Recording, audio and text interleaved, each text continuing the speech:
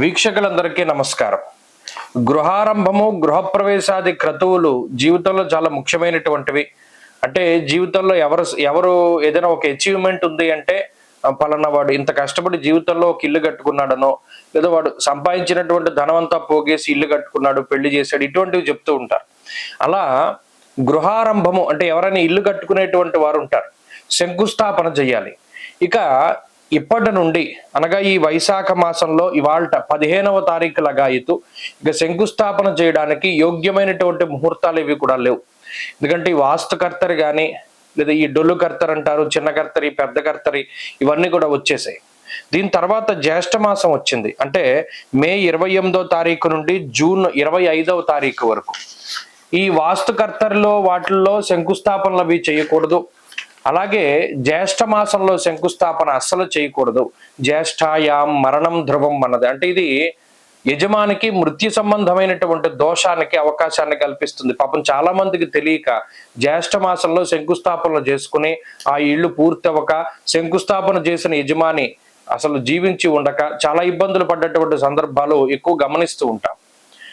ఆ ఇల్లు పూర్తవదు. ఇంకా ఈ జ్యేష్ఠ మాసంలో శంకుస్థాపన చేయడానికి అంత అనుకూలమైన రోజులు కాదు.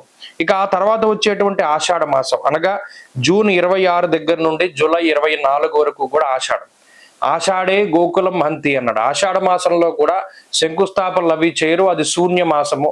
దానిలో గృహారంభం అంటే ఇల్లు కట్టడం కానీ, లేదా కొంతమంది ఉంటారు పాపం రియల్ ఎస్టేట్ రంగాన్ని నమ్ముకుని ముందుకెళ్తారు, ఒక అపార్ట్మెంట్ కడతారు, దానికి శంకుస్థాపన చేయాలి. ఏదైనా ఒక శంకుస్థాపన చేస్తే ఓ 4 నెలల్లోనో 5 నెలల్లోనో అది పూర్తయిపోవాలి. అది ఎంత పెద్ద బిల్డింగ్ అయినా, లేదు సాధారణ స్థాయి బిల్డింగ్ అయితే, లేదా ఒక సంవత్సరంలో పూర్తయిపోవాలి. ఇటువంటి నెలల్లో శంకుస్థాపనలు చేయడం వల్ల అవి పూర్తి అవ్వవు, అవి అమ్ముడవ్వవు, ఇలా ఇబ్బందులు పడుతూ ఉంటారు. మరి ఇంకా ఈ మే నెలలో 15వ తారీఖు దగ్గర నుండి శంకుస్థాపన చేయడానికి యోగ్యమైన రోజులు లేవు.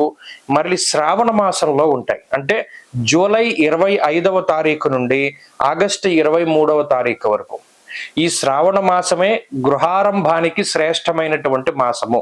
కాబట్టి ఇప్పటి నుండి ఏదైనా శంకుస్థాపనలు అవి ఉంటే ఇంకా ఇప్పుడు మానేసి శ్రావణ మాసంలో చేసుకోవడమే చాలా శ్రేష్టము, శాస్త్ర సమ్మతమైనటువంటిది.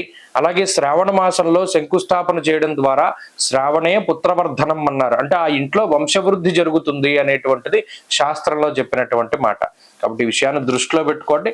గృహారంభాది క్రతువుల్ని శ్రావణ మాసంలో చేసుకోండి. స్వస్తి.